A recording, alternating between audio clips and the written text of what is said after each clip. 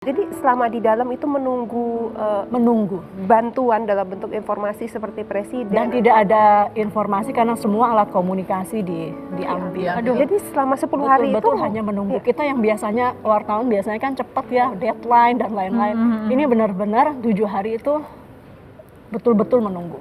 Sempat nggak sih ada pikiran yang wah udah nih selesai nih kayak Udah, hidup gue di awal. kayak gitu.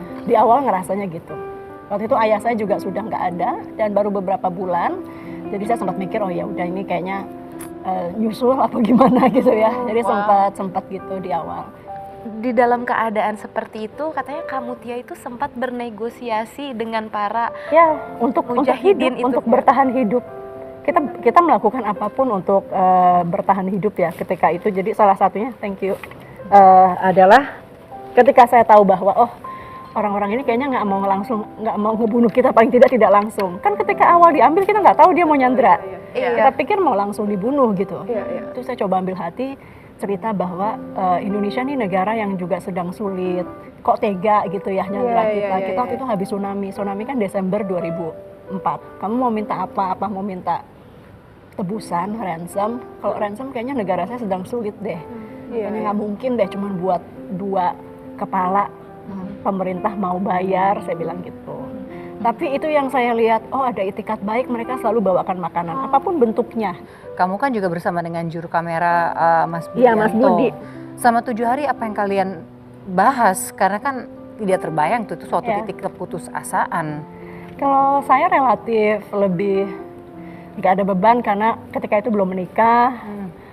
Mas Budi ketika itu yang berat karena istrinya sedang hamil.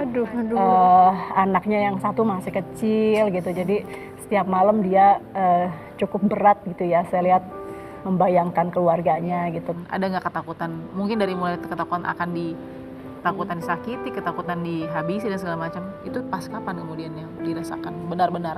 Kan kita di dalam gua terus ada yang keluar dari para penyandera itu terus mereka menembakkan. Mereka kan bersenjata ya, senjata laras panjang semua. Terus mereka menembakkan senjatanya gitu. Aduh, itu waktu kita pikir kita mau ditembak. Tapi ternyata ya iseng gitu loh. Jadi mereka nakut-nakutin. Ya mungkin mereka juga bosan ya udah 7 hari. Wow, Mbak Mutia, kebebasan itu didapat bagaimana waktu itu? Negara. Jadi I owe so much to this country. Pernyataan presiden, pernyataan negara yang mengatakan bahwa dia betul adalah warga negara Indonesia karena kuncinya cuma itu ketika itu. Mereka mau make sure bahwa ini benar-benar warga negara Indonesia dan saya sangat dihormati ketika mereka tahu betul-betul dari Indonesia karena kita salah satu yang juga memberikan pengakuan di awal-awal terhadap kemerdekaan di Irak. Sehingga kemudian dan pernyataannya mereka mantau televisi kan.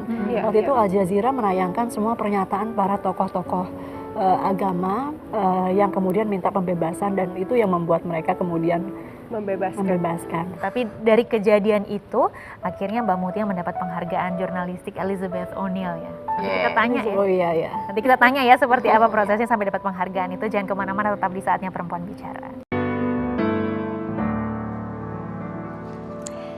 Masih di Saatnya Perempuan Bicara. Wow, tadi aku udah ngedengerin ceritanya dari Kak Mutia, bener-bener merinding banget. Pengalamannya luar biasa banget Kak. Dan tapi setelah kejadian itu Kak Mutia mendapatkan penghargaan jurnalistik Elizabeth O'Neill. Nah, itu setelah berapa lama dari kejadian itu Kak? Lupa aku. Karena alhamdulillah habis itu ya